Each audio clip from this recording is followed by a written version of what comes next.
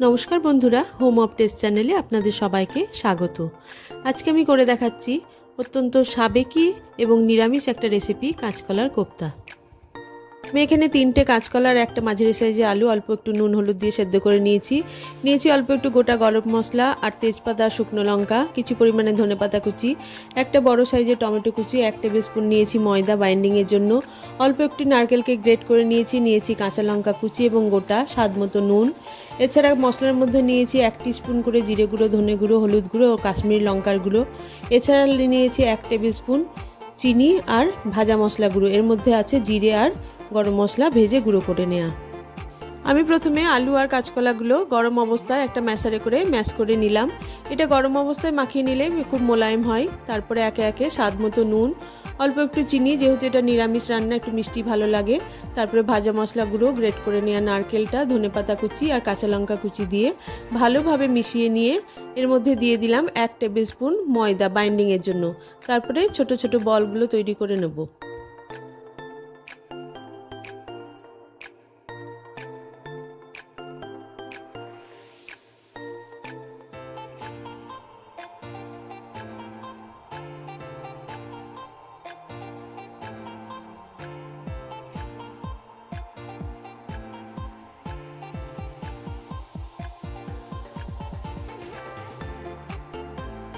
সমস্ত কোপ্তাগুলো আমার এখানে তৈরি করে নেওয়া হয়ে গেছে। একটু চ্যাপটা করেছি যাতে ভাজলে ভেতরটা কাঁচা না থাকে। এবারে কোপ্তাগুলো ভেজে নেব। তার জন্য আমি কড়াইয়ের মধ্যে দিয়ে দিয়েছি কিছুটা পরিমাণে সর্ষের তেল। তেলটা ভালোভাবে গরম হয়ে গেলে আমি একে একে কোপ্তাগুলো বেশ সুন্দর রং ধরা অবধি ভেজে নিয়ে তুলে নেব।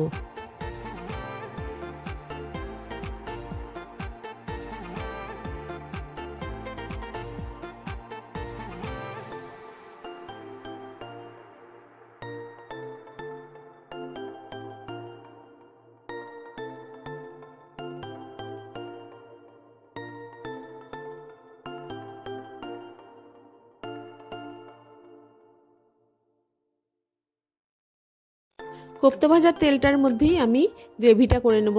তার জন্য কিছুটা পরিমাণে তেল আমি তুলে রাখলাম। তারপর 2 টেবিল স্পুন মতো তেল রেখে একে একে তেজপাতা, শুকনো লঙ্কা আর গোটা গরম মশলাগুলো ফোড়ন দিয়ে দিলাম। ফোড়নটা থেকে ভালো গন্ধ বেরোলে আমি টমেটো কুচিটা দিয়ে স্বাদ মতো নুন দিয়ে আমি বেশ কিছুক্ষণ ধরে নাড়াচাড়া করে নিলাম, যতক্ষণ না টমেটোটা একটু গলে যায়।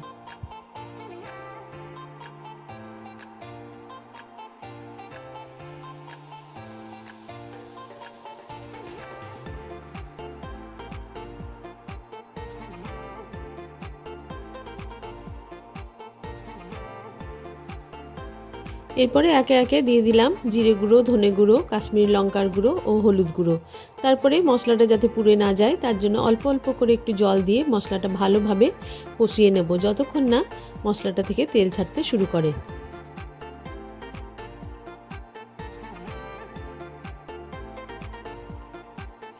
মশলাটা আমার ভালো মতো কষিয়ে নেওয়া হয়ে গেছে। এরপরে 1 গ্লাস মতো জল দিয়ে দিলাম 2টো কাঁচা লঙ্কা আর একটু স্বাদ মতো চিনি দিয়ে 5 থেকে 7 মিনিটের জন্য ঢাকা দিয়ে রেখে দিলাম, যাতে মশলা থেকে কাঁচা গন্ধটা চলে যায়।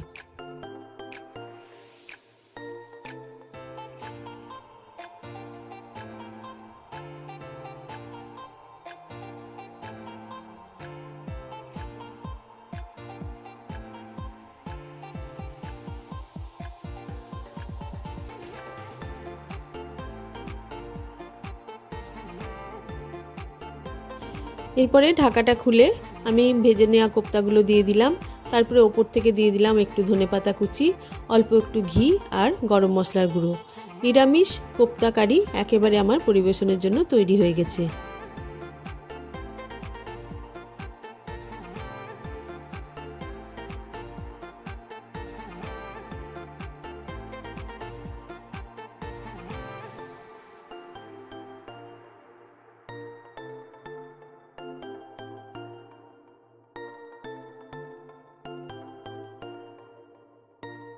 ভিডিওটা দেখার জন্য সকলকে ধন্যবাদ। একেবারে সহজ এবং ঘরোয়া উপকরণ দিয়ে আমার এই কাঁচকলার নিরামিষ কোপ্তা কারি রেসিপিটা কেমন লেগেছে অবশ্যই কমেন্ট করে জানাবেন, আর যদি ভালো লেগে থাকে তাহলে একটু সাবস্ক্রাইব করে দেবেন।